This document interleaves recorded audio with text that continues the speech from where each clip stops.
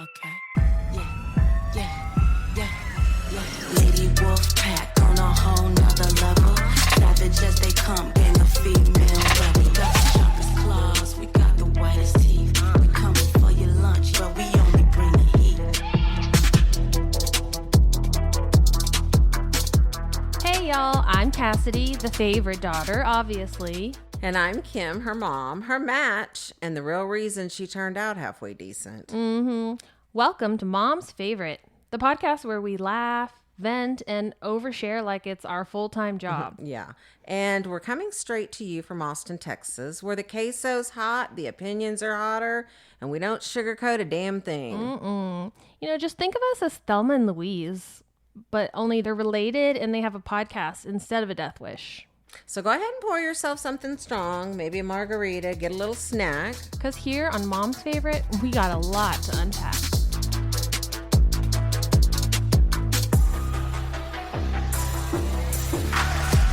Okay, MFers, today we are diving deep into the archives back to the early 2000s. To the days of Nokia brick phones, cringy AOL instant messenger screen names, and my regrettable side bangs. And today's guest has been here through it all. That's right. We're giving the mic to Cassidy's husband and high school sweetheart, Dave. He's got a heart of gold and has survived years of having me as a mother-in-law. And frankly, I say he deserves hazard pay. But today isn't just about roasts and relationship flashbacks. We're also talking about his late mom, Pam, one of the funniest, fiercest, most full-of-life women we've ever known. We're going to be mixing a little bit of mischief and a lot of heart today, celebrating love, loss, and the woman who raised a man with a sharp wit and a shockingly high tolerance for estrogen-fueled chaos. So buckle up. It's a ride through teenage romance, grown-up love, and honoring the woman who helped shape the man I married.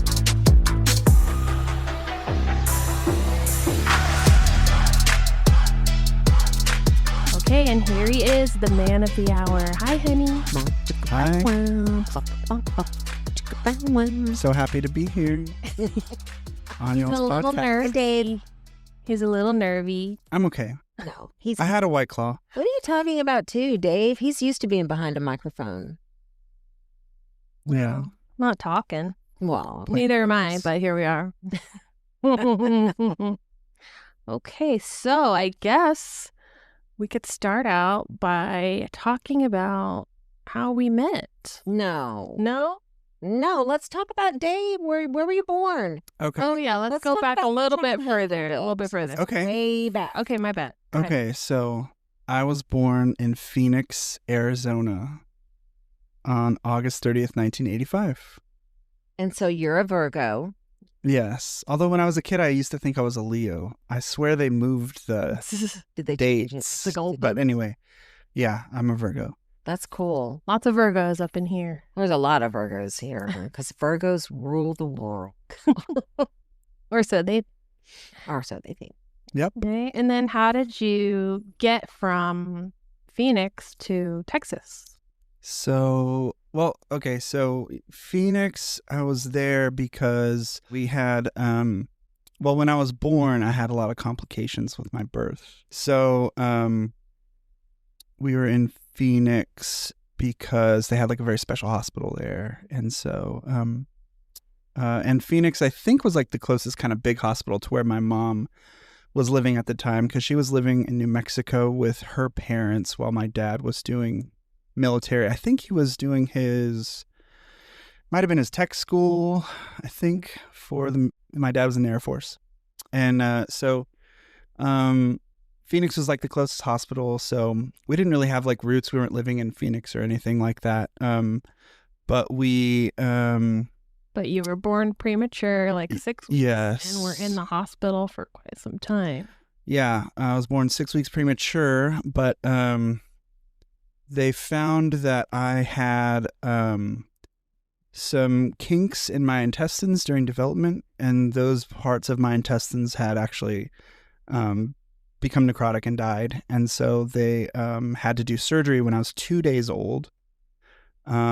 Pretty like serious. serious surgery for 1985. But they had to do a surgery where they cut out the dead pieces and then sewed everything back together. And they took my appendix out too. And so that was a whole huge ordeal. So what you're saying, during the time you were in that hospital, you were like in like the NICU, Mm-hmm. and you were an only child at that point. So your parents were really young then. Yeah. So in their like 20s, early. yeah, my parents had me when they were 22.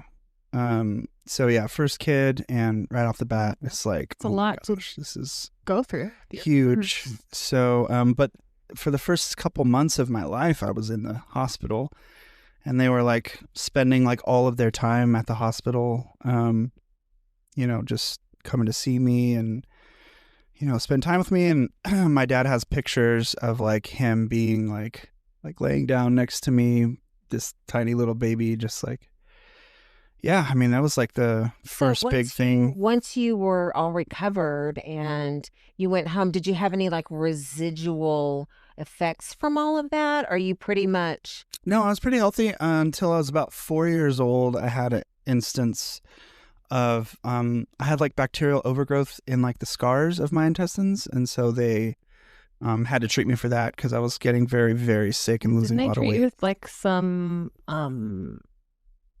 like research? Yeah, there was like, yeah, it was there. The doctor at the time was like pretty specialized, and but yeah, he treated me. And anyway, but I mean, that's really the only like lasting effects I had from having surgery at 2 days old and having that whole thing happen. But anyway, after that, I think we moved to Denver for a year and lived in Denver because my dad was stationed there. And then after that, we moved to California, and we were there in Sacramento. And then when my dad's mom passed away, we moved south of Sacramento, about an hour and a half outside San Francisco, to a town called Atwater. And we were there until 8th grade.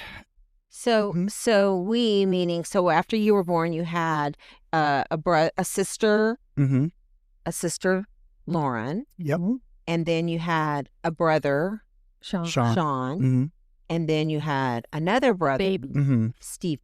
Right. Yeah. And Lauren and Sean and Steven were all born while we were like living in Sacramento. And then we were basically in Sacramento until I was in 6th grade. And then that's when we moved down for my 7th and 8th grade year to live in Atwater, where in my dad's mom's house that he took over like the estate when she died. And then my dad got the base that my dad was stationed at in Sacramento, McClellan Air Force Base, closed. And then my dad got stationed in San Antonio, Texas. So we moved to San Antonio. When you were like... In 1999, yep. In between my 8th grade and freshman year. Yeah. Yep. Cool. And that's how I got to Texas. Also, if y'all hear the dog barking, we apologize. We have an audience. We have a naughty dog downstairs. So then once you were in San Antonio, you went to high school in San Antonio. Yep. And what high school did you go to? Judson High School. Mm-hmm. Go Rockets. Yeah, Judson, that's a good school. And you were in the band. You did marching band. And what did you play in the band? Yeah, so my dad had been a drummer, and so growing up, I always saw him playing drums, and he had drums in the house and old drums and stuff, but he got me into percussion in 6th grade, and then I did percussion 6th grade and 7th grade and 8th grade, and beyond. And I thought I was really good, and then I thought I was really, really good, and then he thought he was hot shit. My dad took me to a DCI show in like 1997, and I was like, "Oh my gosh, I want to do that." And so when we moved to Texas, all the drum lines in Texas are like DCI style, and they're like super high level. Just like I just wasn't expecting. It was like looking at drum corps, but they were high school drummers, and so and DCI stands for Drum Corps International. For those who don't know what he's talking about. Yeah. It's kind of like a professional touring Yeah. marching band. I think like, the tag on steroids. I think the tag that they use for their marketing is marching music's major league. Oh, Oh. So it's basically a professional marching performers. And DCI is very competitive. You have to try out, and it's very hard to get on the, the good team, the good groups. Uh-huh. So Yeah. I know it's not something that just anybody can just roll up and do. So that's a good accomplishment. Yeah. So later on in my story, I end up marching in DCI. But yes, I went to Judson High School and I started doing band there. And we were doing the band thing in high school. And yeah. And you were working, you had a little part-time job and you're working and going to school. And then all of a sudden you met Cassidy, right? How did that, tell us how that happened. yeah. Well, Drumline kind of fits into that Mm-hmm. perfectly. Yeah. Because we met through my very good friend, Sammy Miller Ferguson, Yeah. who she's been my friend since 3rd grade, also was on a drumline and did sort of DCI, but in the winter, so it's WGI. Right. That's just another story for another day. But Mm-hmm. Dave and Sammy were on the same winter Yes. line. Yeah. Yep. So I had done a DCI group that was based out of San Antonio, and then they had a winter production that was based out of Austin. And so I was in that group, and Cassidy's friend Sammy was in that group. And Monica, right? Do you remember? and Cassidy and Sammy's friend Veronica was in that same group too. Mm-hmm. And yeah. That's how we got introduced to each other. Right. I was hanging out with Sammy one time with a couple of our friends, and we went to a bowling alley just to like hang out. And then Sammy was like, hey, this is like one of my best friends. I want you to meet her, kind of thing. And so I was just walked over, and there was this cute girl in a gray t-shirt with braces, and she said, hi, I'm Cassidy, and I shook her hand.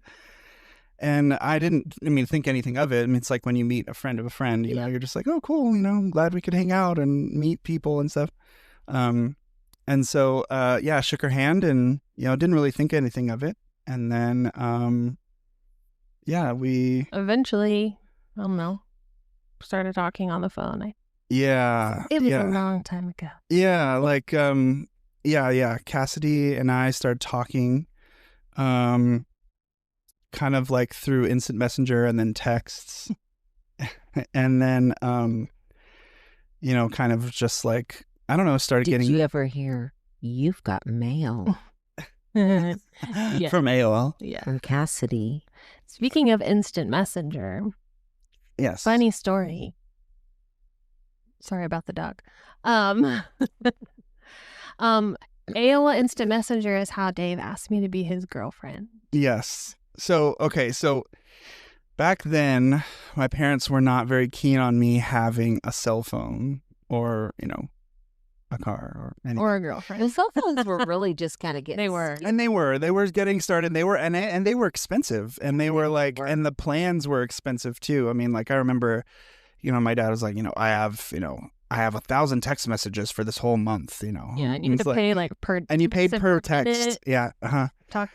So I didn't have a phone, and I had, started talking to Cassidy, and we had kind of started getting sweet on each other. Like, I don't know, just like, so anyway, I didn't have a phone. And so instant messenger was like how I was talking to like all my friends. And like, if you are listening to this and you don't know what AOL instant messenger is, it was like the hugest way for young people to talk to each other when they didn't have phones and they had computers and dial-up modems. And so I was talking to Cassidy a lot, and we were like, I don't know if we were talking on the phone a ton yet, because I didn't have a phone yet. But on June 2nd, 2004, I remember the date, I messaged Cassidy through instant messenger and asked if she wanted to be my girlfriend. because you were about to leave to go on tour. Because the drum corps had been previously folded, and I had gotten basically a plane ticket and an audition to just go out and audition for one of the biggest drum corps in the world, Carolina Crown. And I was leaving in a couple days, and I asked you, do you want to be my girlfriend? And you said yes. Oh, I know. that's so cute. Yeah, and I was 16. Yes, you were 16. He was 16. I had just turned 17. I was I was 18. Yeah, I was 17, just turned 18 when we were talking and Yeah. stuff. So speaking of your dating life, when y'all first started dating or going out, really the first time you went on your first date, do you remember that? Yes. Yeah. Yes. Well, yeah. Well, we had been talking about like, hey, let's go to a movie or something. It wasn't our first. And it was kind of, I think it was our first. Yeah. We went to Van Helsing. No, I'm saying Van Helsing was our first. Well, she's talking about the time Whaley came home very late. Oh, that time. That was after I got back from drum corps. Yeah. Yeah. But our first date was actually, we had been talking about like, hanging out and probably making out or something. And then you're like, well, and it was hard because I lived in San Antonio, Cassidy lived in Austin, and I didn't have a car because I didn't even start driving until I was 21 years old. And I hadn't had a car yet. You did have a car when I met you. You were 16, yeah. I think you did. Remember I couldn't drive to Oh, you're right. the movie. You're right. Which is why You're my right. dad went. Right. Your dad. Wait. So our very first date that Cassidy and I ever went on, I thought I was meeting her at the movie theater. I had a friend, I think it was Wes. Anyway, I had a friend drop me off at the movies, and I was like, I'm about to hang out with this girl, whatever. And then I see you standing out front in the movie theater, and you're like, so my dad and my brother came.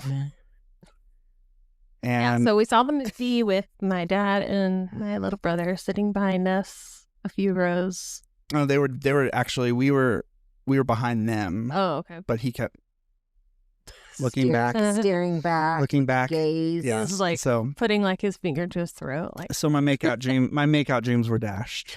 Oh. Um, But I remember I kept trying to like touch her skin, and I was like, oh my gosh. But it was Van Helsing, and yeah, we saw that with that's her how old dad. we are.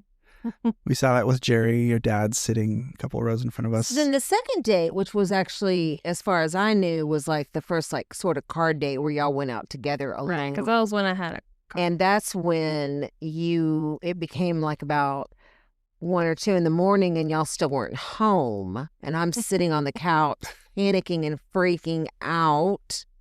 And Yep. y'all just roll on in about 3 a.m. Was it And I'm 3? like, yeah. And I'm was not like, 3. Was not 3. you better have a really good excuse about what's going on here.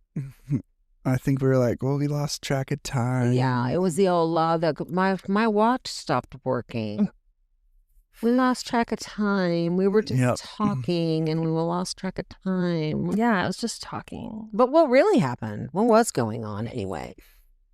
We listen, but we don't judge. As good a time as any. No. So, Wait, does your mom know this story? I did hear a story. Is this where the cops came up? oh yeah. Yes. Oh my Lord. Yeah, we were parked.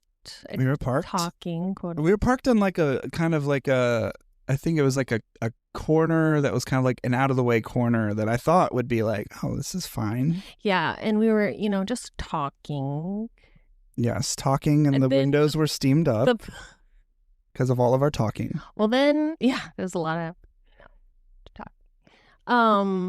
So yeah, then eventually the police showed up, and they were like, "Ma'am, are you okay?" Yes. It took you aside and said, They- "Ma'am, are you being held Yeah, against your I remember they made us exit different sides of the car. Like, ma'am, you get out this side. Sir, you get out this side. And then I was on this side, and you were standing over there, and you were looking at me like, and they're asking her like, ma'am, are you okay? Is he doing anything to you or whatever? Yeah. Well, turns out we were on like a school property. Apparently we were on a school property at night, and so they let us go. They let us go. And they were just like, oh, well, so you know this is school property. and they're like, just go home. Get home. So we went home, and then Kim was up waiting for us. Well, the fact that you're still here and live to tell about it means I didn't kill you when you came home. But yeah, that was not a good first impression for a parent. No. Because I was like, oh man, he better be dead. And I didn't do any of that kind of business ever. Like come home late or even stay out late. So no. That wasn't like a regular. And really, I didn't either. Like, I never did that either. Yeah. That was like literally the first time I ever stayed out super late, and you ever stayed out. Like, it was, yeah. It was meant to be. It was meant to be. It was love. It's funny now. It's funny now. So then how did you propose to Cass? Well, we had been Yeah, we had been dating for like 5 years. We dated for 5 years. Young. So. We dated for 5 years. Yeah, because we basically we started dating. Cassidy was still in high school, and then we both started college the same. Because I delayed college, and the reason I delayed college was because I was touring in Drum Corps International as a snare drum player, and that was like 32 show tours where you live on a tour bus and you tour the whole country, and you do it every summer. So you can only do it to 21, but you do it every summer, and then for a lot of the kids, and it's even more expensive now. Oh my gosh! But back then, it's like a lot of the kids. It's like you tour during the summer, and then the off season, like the fall and winter, you're working a job to pay for your tour, basically. And so I delayed college because I was doing drum corps, and then it kind of lined up with Cassidy graduating high school and starting to go to college. And Cass kind of like, I moved to San Antonio. Yeah, Cass kind of pushed me to start school. Yeah, and propose. Well, I think I had some kind of like really effect on that too, because remember that time I told you it was time to put down the drumsticks and pick up the pencil sticks? That was my motivational speech. Another Kimism, yeah. Yeah. Put down the drumsticks and pick up the pencil sticks.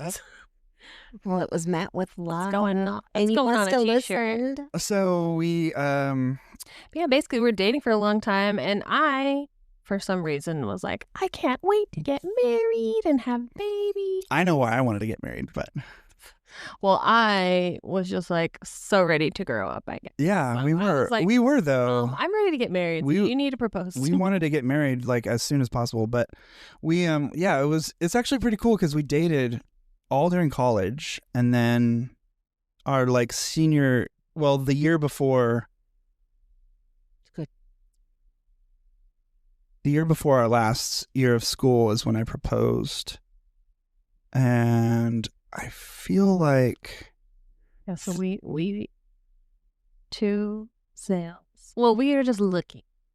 Well, we were just looking at rings because we did that a couple times. Yeah, we would be just hanging out. Go see what we'd go look at rings, and then, I mean, I think you like the ring that you see. Yeah, I was basically like, this is the one I want. So. Yeah. So I got it, and my income was very meager at the time, so I paid that ring off for like 5 years, I think. But that's what you do for love, right? It's a $40,000 ring. That was it. With interest, it's like a freaking car. But yeah, so we got that ring, and then I remember like leaving Zales and being like, "Okay, so can I have it?" And I was like, "No, we have to. No, I have to propose to you." And so I think we were coming to Austin that weekend. We were coming to Austin, and then I want to say that you were like, you need to propose. I didn't say it. No, but you were like giving vibes like you that. You were gonna do it that weekend. Yeah. And we're like, okay, we're gonna go to a movie, and it was September, so it wasn't cold by any means. Mm-hmm. And he like put on this jacket. No, we were gonna go to dinner and go to a movie. I don't know. No, well, we went to Johnny Carino's, and then we were gonna go to. Yes, Dave proposed to me at Johnny Carino's. I proposed to you at Johnny, but I will say that I had them bring the ring out with your dessert, and I got down on one knee, and the whole restaurant was basically like watching. And then I proposed, and then you said yes and like kissed me, and the whole restaurant applauded. It was romantic. It's cute. It was But romantic. yeah, he thought he was like being slick. I was like, I don't know. Maybe we should get some dessert. Jacket, and you're like, in case I get cold. I don't know, but I'm gonna go to the What's bathroom with that? my jacket on. I know, all obvious. Steve, I feel like there's very few men out there that could really surprise a woman. Like, I agree. because I feel like women are so intuitive They are. and they just know things. Yeah, they just And pay I just don't attention. think there's very many men that could really pull off something, just a total shocking surprise. Yeah, I mean, unless they like haven't been talking about getting married, you Right. know, like most Yeah. people like talk about it Yeah. first, and so like then they propose, and it's not Yeah. like a total surprise. So I proposed, and you said yes, and we were engaged for a whole year before we got married. So Nice. And you had a big wedding. You had a nice big wedding. huge wedding. A beautiful wedding. So pretty. And so it really was. It was a gorgeous wedding. But looking back now that it's many years later, if you had it to do over again and someone said, hey, I'll give you this beautiful, gorgeous wedding for, $40,000, or I'll just hand you a check for $40,000. Well, $40,000 check. I'll take the check. You both would say that, huh? Yes. Yeah. I always say Just if I ever had to get married again, not that I am, but I would not. and I don't Like, want to. Oh, wait. I am Nope. immensely grateful for the memories we Oh, had of at the course. wedding. Yeah, of course. And And I've gotten so many compliments. Still, people being like, "Your wedding was the best wedding Yes. I've ever been to." it was. No, and I'm not. We had the best. Yeah, you wouldn't change a thing about your wedding. It's like for when I think back on like how weddings are stressful for people and how they're just horrible for some people and stuff. Like our wedding, at least on my end, I felt like that was like the best day of my life. Yeah, And yeah. like it was just like becoming your husband, and the way we got to do that was just like such a blessing. But if we're talking, you can get married and have a smaller ceremony with the people you love, and then we're just going to give you $40,000 instead of pay it on that. Then Yeah. I think just take the money and Yeah, do that. totally. Yeah. But that's also because now we've had the big wedding. I think we know better, We know know. better, and like, a lot of people like dream of having the big, beautiful wedding. And so Right. now that we've had it, it's easy to say, "Oh yeah, just give me a check." But You know. part of me is also very glad that you got to have that wedding too. Like you got to, like whatever you kind of dreamed up when you were younger, I feel like you pretty much got to have that at your wedding. Well, she had that choice because we did talk about it in the beginning. Are you sure you want to spend all this money on a big giant party, wedding, and all this, or do you want the money? And she really wanted the wedding. So That's awesome. I know that that was not wasn't a mistake to do that. But I think that now in looking at life, you start looking at things more practically. You Yeah. know. Totally. And at our wedding, we got to pretty much have every single person that was important in our life there. Mhm. It was pretty amazing. Like Yeah, and it was like gorgeous weather. great weather. Was it- We got married on a cliff facing a sunset. Like That's what the beautiful. heck? That's amazing. Beautiful. That wedding venue, I mean, that's what made us really buy the lake house, because we went out there and we love that area. Oh, that's cool. The views are just so pretty out there. And yeah, it was. Everything was really perfect, I felt like. I agree. Yeah.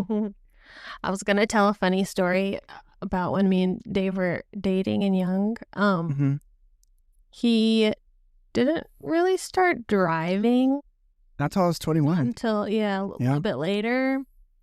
I think But it was, well, part of the catalyst was that my parents were moving away, and so it was like I'm gonna have to, like, if I want to stay here, because I had the choice, like, do you want to come with us and move to California as we start this new life? And I was like, oh, no, I'm in love with this girl, and so I was like, I'm gonna stay, and so that meant that I was gonna have to move out, get my own apartment, and I was going to have to start driving because I couldn't drive at the time. And so that kind of like forced my hand that I'm going to have to start driving. I'm 21. Like, we don't have a big taxi system here like New York City or a subway. Like you're going to have to drive a car. So Right. Yeah. And even back then, there wasn't even, you couldn't even take an Uber or anything. Yeah. no, Uber wasn't a thing. Really no way to get around other than calling a taxi. But yeah, I think I know the story you're gonna. Yeah. Mm. Yeah. So it was time for him to take his driver's test. And I went with him, and he got in the car with the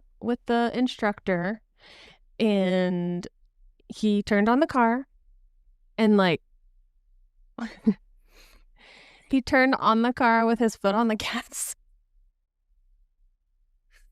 And so he starts the engine, and then it's like, and he's looking around like, what is happening? I know. I was so terrified. I was like, I'm about to start this driving test, and this engine is about to explode on me.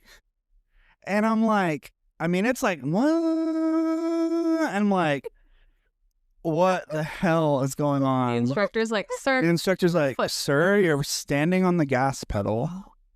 So this driver's Great test is off to a great start. This is not good. Well, then what happened? Did you make up for it? No, I think You I failed? failed my first driver's test. Thank you. Because I sped through and I ran like stop signs. I know, it was a horrible. I was like, Dave, like, he still does. He gets nervous when he's driving with people in a car. I think you're I'm better now. I'm better. just nervous, but I'm better now. But I remember that like Sign.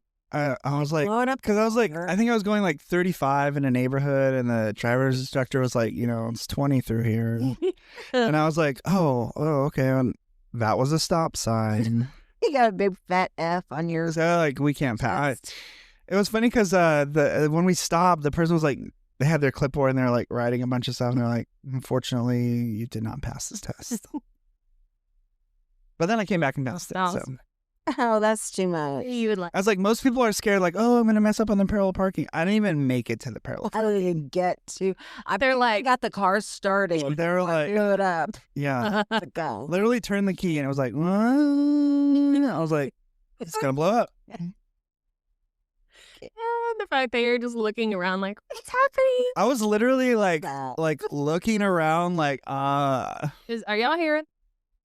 and it was like a 1989 Honda Accord. So I was like, this might be the time. Like, it might be just done. My Yeah. car's going out. They're like, Mm, sir, remove super. your foot from the gas. So you eventually did get your driver's I eventually did learn to drive, good. Everything was all good, and you got married, and then you had and we both graduated college.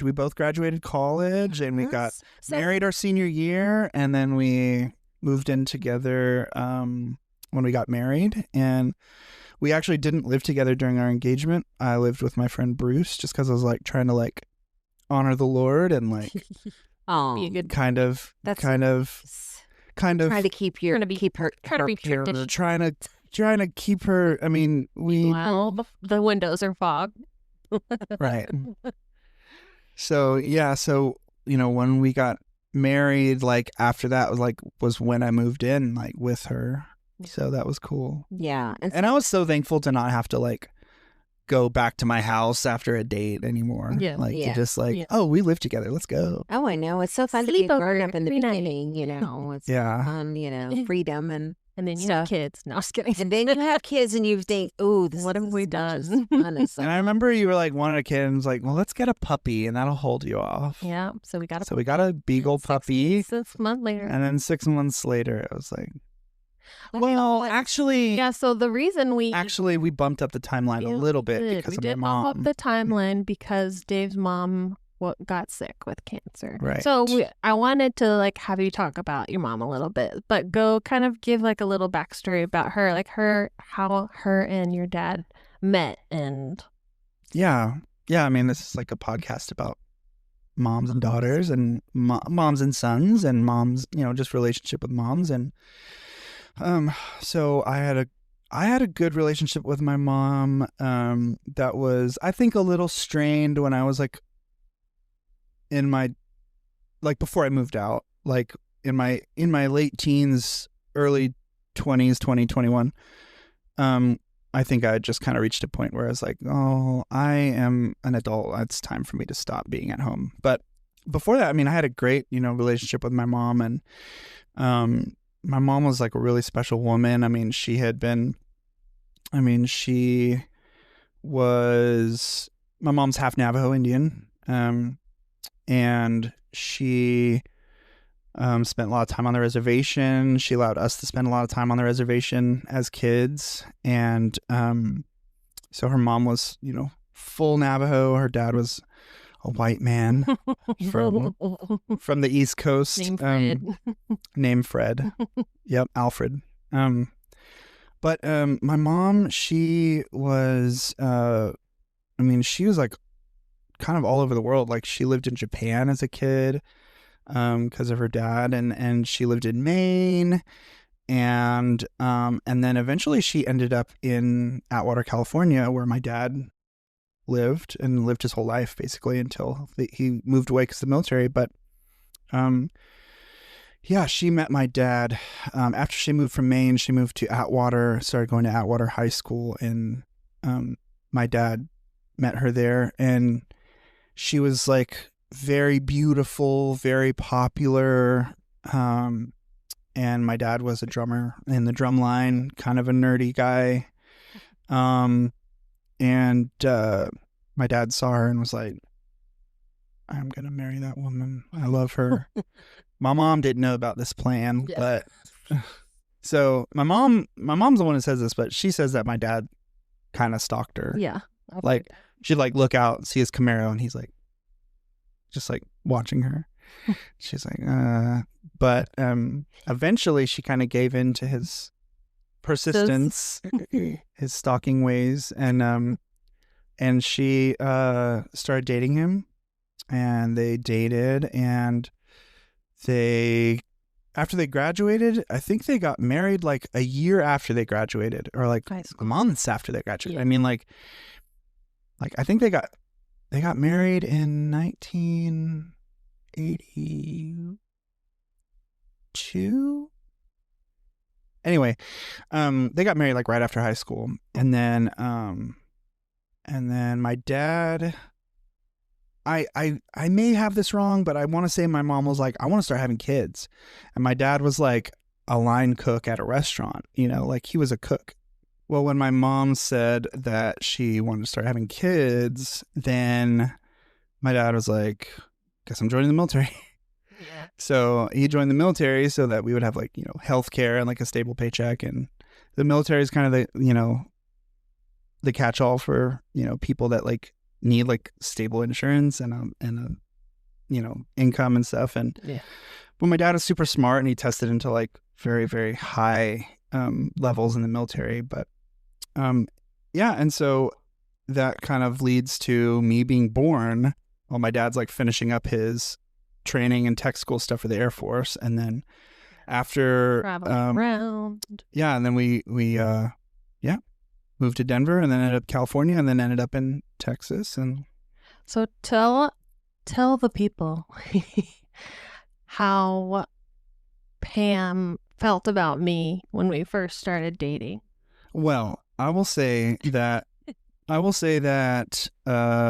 part of the way my mom felt was my fault, because I was kind of disingenuous on like, I was disingenuous about how, old Cassidy was, and I had fibbed and said that Cassidy was a year older than she was, and then your parents wouldn't like the idea of you dating under 18. That I was under 8, right, and that I was or that I was even dating, like even with somebody. But my mom was.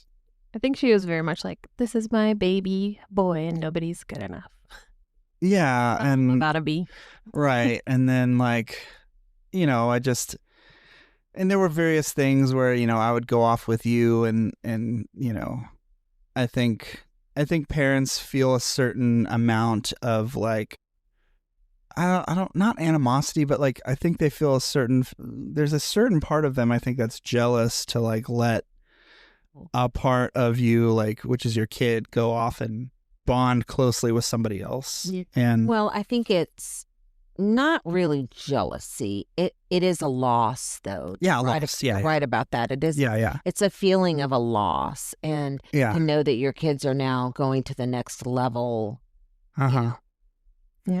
And there is a kind of a funny story, like when So when I was on tour in 2005, Cassidy and I had been together since the year before, and I was on tour with this drum corps called the Blue Knights, and we were rehearsing in Dallas, and it was a very, very hot day. Yeah, like 102. Yeah, incredibly hot day, and we were rehearsing in the stadium, and Cassidy and I think our friend Veronica went up too with you guys. Rode with her. And but I remember my parents were also going to this same, I don't know, did they go to the rehearsal too? Yeah. They went to this same rehearsal in Dallas, and Cassidy's there, and she's wearing this white kind of lacy top that It's a little scantily clad. exposed the bosoms a bit. And It's 102. and my mom definitely noticed and was like, you know, Dave, did you see the top that she was wearing? And blah, blah, blah. And You're like, heck yes, I did. I definitely did notice that top. Thank you. But yeah, it was, and so it was. Thought I was a hussy. I mean, yeah. Of all people, too, Cass. I mean, I she's know. the most non-hussy person on the planet. Yeah. Yeah. I And mean, she learned that quickly. Yes. She fell in love with me. yeah. Yeah. I remember one time, I think my dad saw me like, I had my hand on your leg in church. I had my hand on your leg, and I remember after the service, he comes up and he's like, hey, Dave, I just wanted to talk to you. I saw that you had your hand on Cassidy's leg, and, I mean,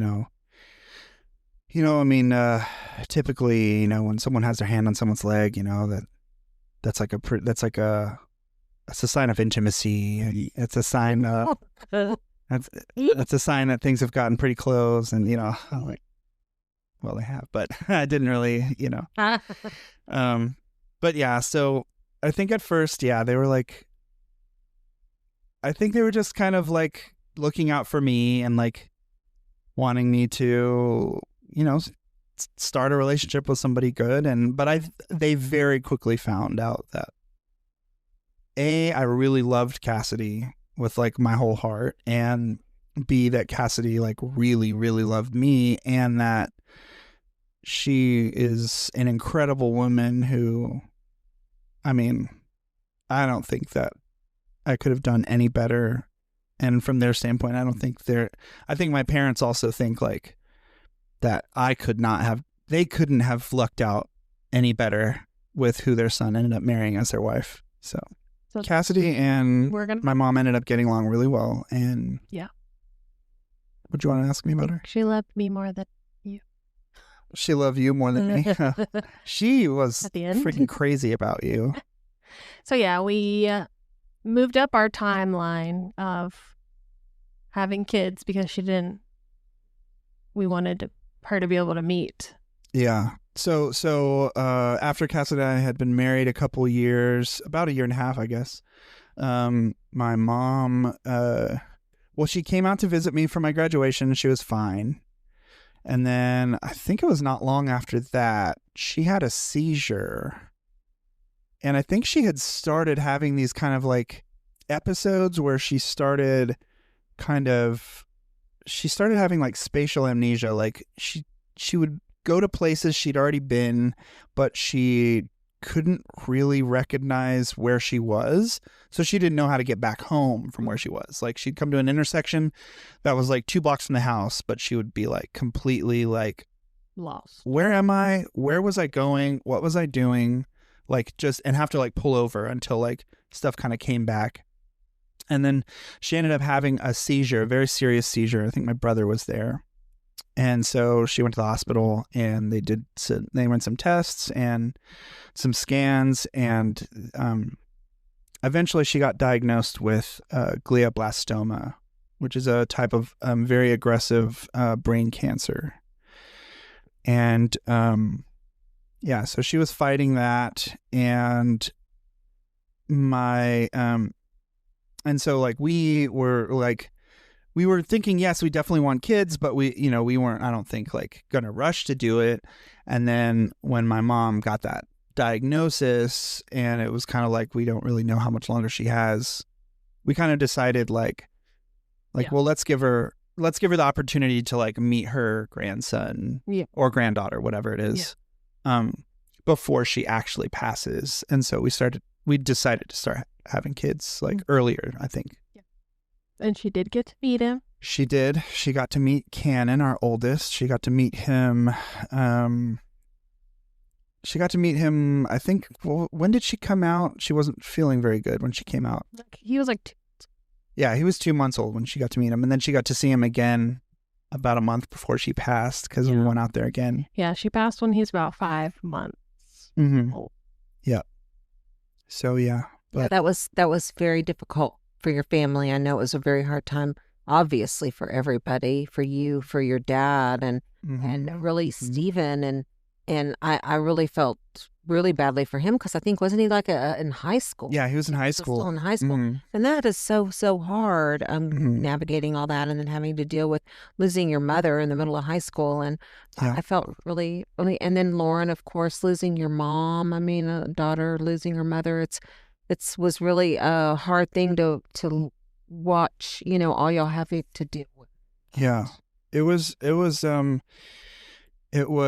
very, well, while my mom was still alive, it was very inspiring how she kept following Jesus and she kept loving people, and she always like thought the most about how the family was going to stay together after she passed. Like, you can't be fighting. You have to, you guys need to stick together. You guys need to be a family. Like, and it was very hard on my dad.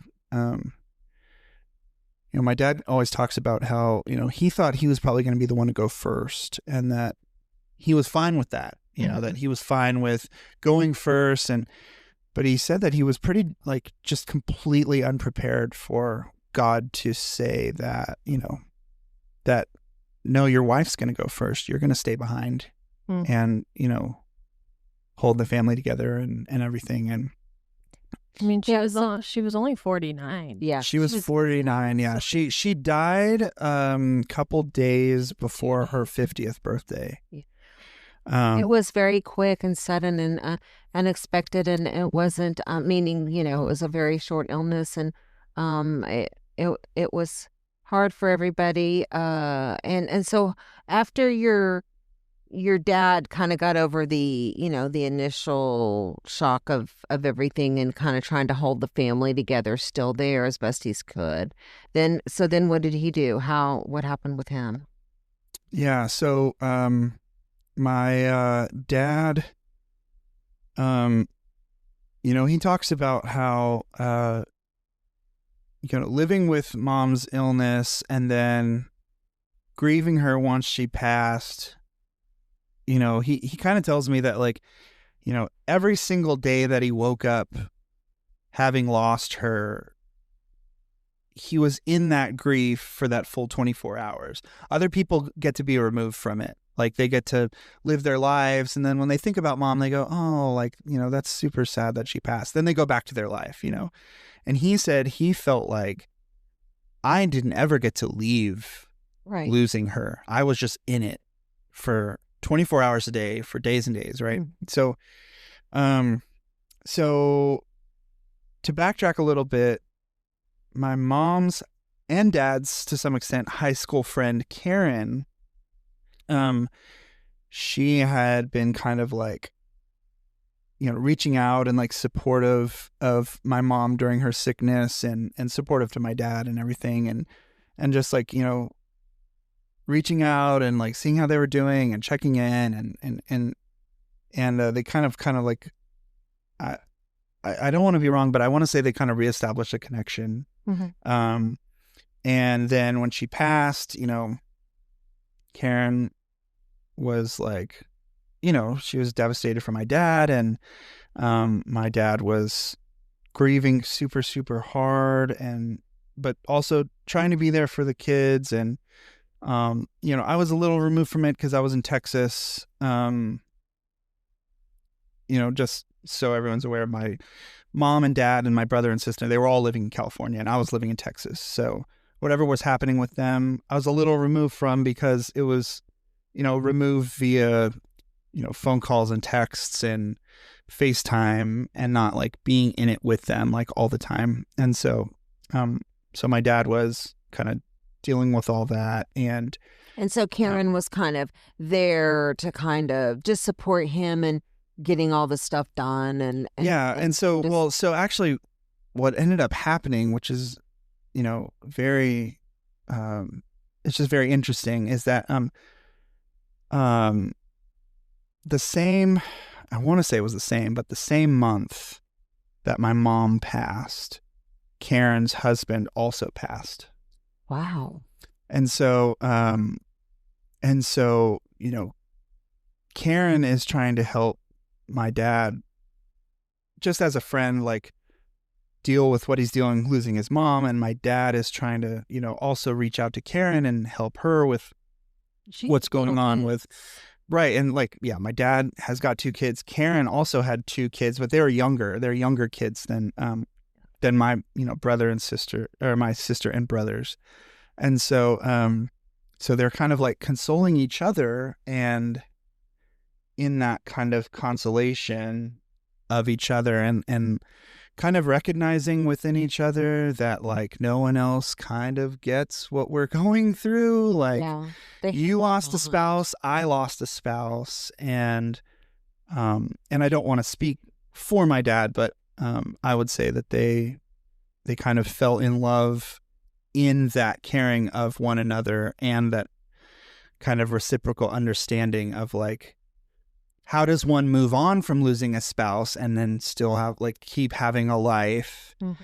And what would it even look like to start a relationship with someone else that maybe doesn't understand what it's like to have lost a spouse? Well, this time it's like, no, I'm starting a relationship with you and you understand everything like that, what it's like to lose a spouse. Cause I just, we both did it. And so they fell in love with each other, and God allowed them to kind of start a new life and relationship out of both of their loss. And a year, I want to say a year after my mom passed. Like a year? Yeah, it was like a year and a few months. My dad married Karen and started a new life with her, and they are super happy. And yes, we love Karen. We love Karen. She's a nice Karen. A nice Karen, right? She's not, yeah. Yes, she's an angel. She's a very sweet lady. I can see why he, was drawn to her qualities, and it's very just heartwarming to have a happy ending story to kind of some tragedy. Mm-hmm. And I love it so much. I love it that they were able to find each other, and they were able to come together and make their own family together. And it's great. Mm. Yeah. And it's wild how different Karen is than your mom. She's very different. Yeah. Personalities. Pam was very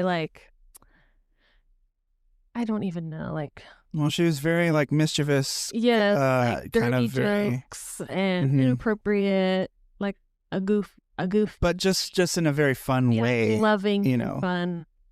Yeah, and Karen's not like that. The opposite. Yeah, but she's so loving and so warm, and I feel like that's what your dad needed.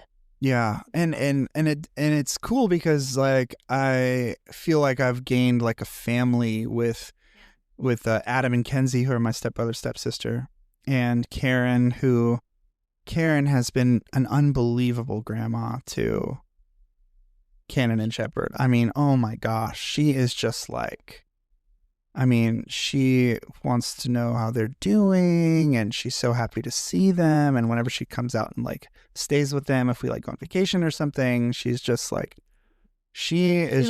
we'll just send gifts. I mean, she just when she married my dad, she welcomed us completely into her family, love that. Unbelievably. Yeah. Incredible. I love that. And that your dad is happy and so happy having his life. And now you have, so your brother and your sister, your other brother, 2 brothers and sister, they live now in are they in California or are they in Arizona? They're still in California. Okay. Nice. Yeah. They were out in Arizona with my dad for a bit, but then I think just with kind of the same tensions that maybe I experienced with my parents when I was like, oh, it's time to leave home.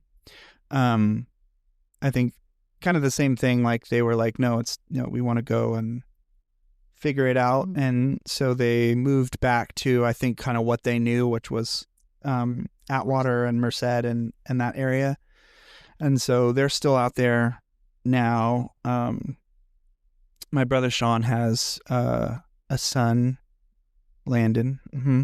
Yep. And then he's like 9 months older than Ken. Yeah, he's 9 months older than Cannon. That's right. Mm-hmm. And your dad, Carrie and Karen, they're in Phoenix. And we're working on getting them to Texas. Mm-hmm. Yeah.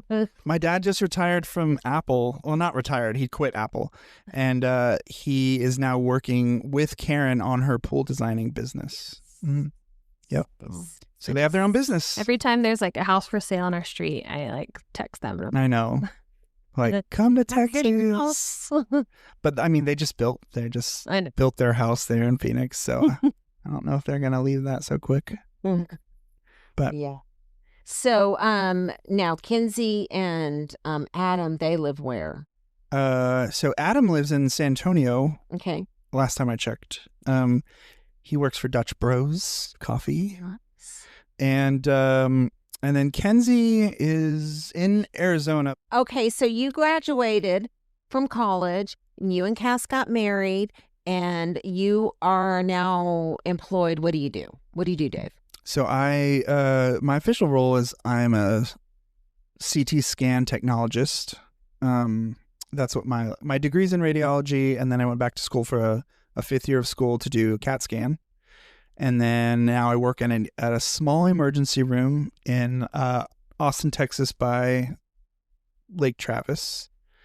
And I do CT scans in the ER, I do x-rays, but I also do a lot of other, my role is kind of more like kind of assisting a physician with like ER procedures, with codes, with, You just probably do. Basically doing everything to help save people when they come in, other than just doing radiology. But yeah, I work in an emergency room.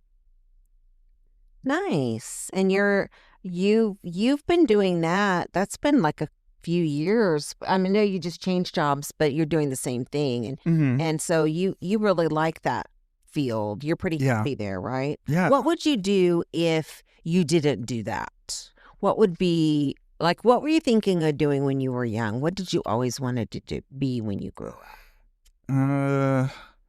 Well, when I was really little, I wanted to be a paleontologist. Really? I wanted to Jurassic. dig up dinosaur bones and talk about dinosaur bones. And so I wanted to be a paleontologist. And then eventually I wanted to become a Air Force pilot or an Air Force navigator. I did want to do that. And I was in Air Force ROTC in high school because I was like... You were in ROTC? I was. What? I was the highest rank. You in ROTC? I was the highest rank. I was a cadet colonel when I graduated. Oh my gosh. You wore that little Air Force uniform. Hat, that little uniform with the little hat and the little, okay, I'm just going to say this, and we'll have to put a warning on this because I'm going to say a bad word here in a minute, but your dad told me that they used to call that hat that they were, that little blue one. Do you know what they call it? Yeah, the flight cap. What they call it? Go ahead. Cunt cap. I see. Okay. That's what it was called, and that's what they all hilarious. called it there because I guess that's kind of what it sort of resembled. Oh, okay. But anyway, yeah, that's just a little bit of trivia just to throw out there. A fun fact about Air Force uniforms. So I wanted to do that, and then when I started going hard after drum corps and touring and drumming, I was just really focused on that. And then after that happened, once I decided I wanted to do radiology, that's pretty much all I wanted to do was I wanted to work in radiology. Nice. So, And that's hard too, because I can remember when you were going to school and seeing all that stuff you had to learn about all those bones and tendons and all this stuff. And I was like, what? There's a lot to that. Yeah, it's Yeah. a lot of like physics. A lot of physics, Too. a lot of Anatomy and physiology. anatomy and physiology, Yeah. a lot of radiation biology. Mm-hmm. Yeah. Mm-hmm. Sweet. So where do you see yourself in like, say like 10 years? Like, do you see yourself in Austin and kind of just doing sort of the same, just drudging along, not drudging along, that sounded not right. But I mean, do you just see, where do you see yourself in 10 years? Let's see. In 10 years, we will be living in Orlando by Disney World. And the kids will be off in college, and we will just be just doing that. Really, you think in 10 years you're just going to be this big fan of Disney so much that you're going to relocate there? Okay, well. No, I don't know. Maybe we'll live. That's maybe a dream. maybe we'll live in New York City. I don't know. I just feel like the future, Cass and I could like end up anywhere. So being a parent is really, really hard. Of course, it's the hardest job in the world. And so what would you say would be the thing that maybe your parents did growing up that you decided, I'm not doing that. There's no way I would ever do that with my kids. I'd like to get them interested in like investing early. Like teach your kids about money, about yeah, saving. like not just about money, but like literally get them to like whatever jobs they have in high school, like set aside some of it and start investing it. Like, Okay. just get on that, because like when you start young, you're gonna have so much. Like, I wish I had started doing that when I was like Well, in my teens. funny thing is, a sidebar, Trump passed that big bill or whatever that had something included that babies, not babies, but kids under 9, I think, they could put $1,000 Into an S&P 500. Yeah. That's like a really cool kind of Yeah. way to incentivize kids. Yeah. Young Yeah. kids. I love that so much. Yeah. That's a good one. Sweet. Okay, so I'm thinking that we're going to play a little game here. Oh, okay. I'm thinking we're just going to lighten up the load a little bit. We've been All talking about right. a lot of heavy I stuff. know, lots of serious stuff. Serious stuff, and I want to kind of give people a chance to sort of get to know sort of your dynamic with each other. So Okay. we're just going to do a quick. Let's ask Dave what he thinks Cass would say Okay. on these, and then we'll see what she would say. Okay. So, love letters or sweet text messages? What would she like? I think she likes love letters. Yeah. Because she gets to keep them. It's more sentimental. You still have ones I've written you in the past. I do. Cook a fancy meal together or order takeout?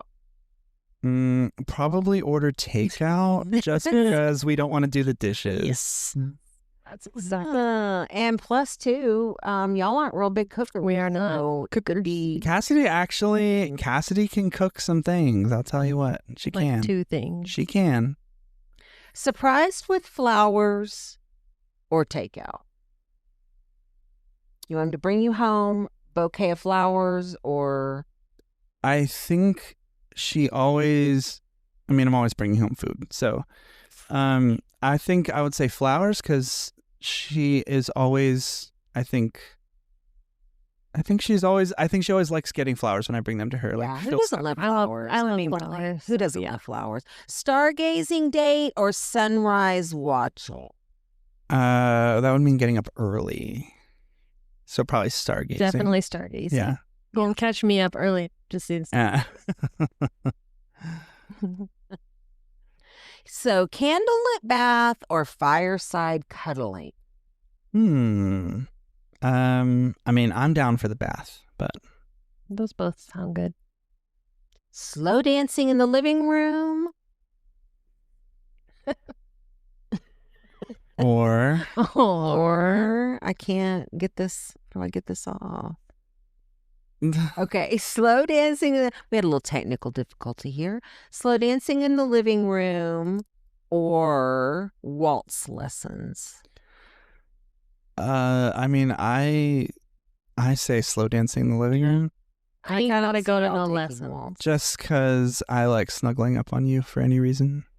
A handmade anniversary gift or a fancy gift? A fancy gift.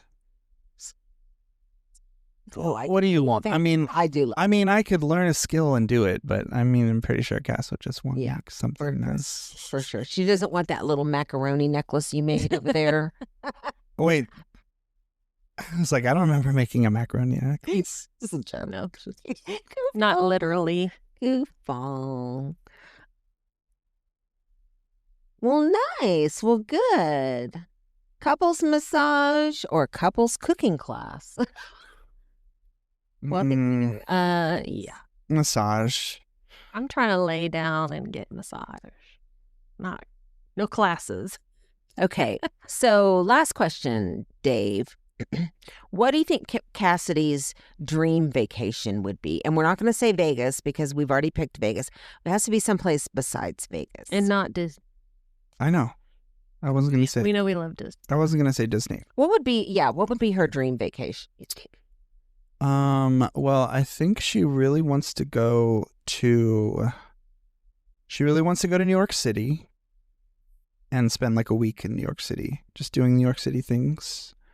Or also like a Europe thing, like Paris and London, that kind of thing. Definitely for a dream vacation. Yeah. Yeah. Well, European. Yes, the European nations. Yeah, I have to say, y'all do have a lot of similarities. Y'all like a lot of the same things. You're very compatible.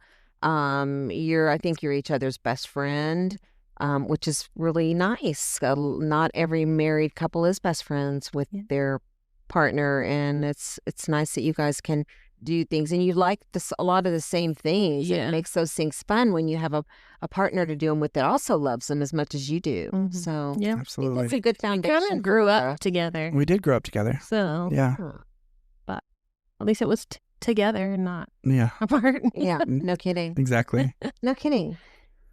Okay, well, thank you, honey, so much for coming on our podcast. Thanks for having me, babe. I had a blast. I'm so happy I got to be on y'all's podcast. I listened to the first 2 episodes already, and it sounds really good. And you guys are just so like professional sounding on the mics, and you guys do such a good job with your scripts and your intros and outros, and it just sounds so good. Yeah, thank you for joining us and for everything that you do for Cass and for the babies and for me. I mean, you're just a big help for all of us, and we're just happy to have you in the family, and we love you.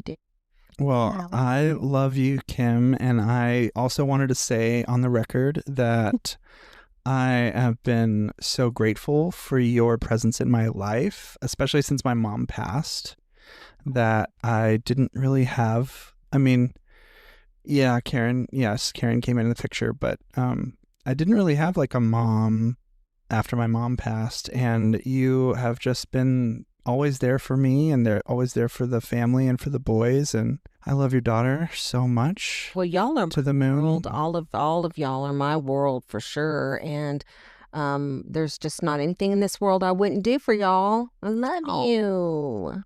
It's a big love fest in here. I know I'm starting to get all emotional here. Okay, well, until next time, we miss the ones we've lost, roast the ones we love, and try not to screw up our kids.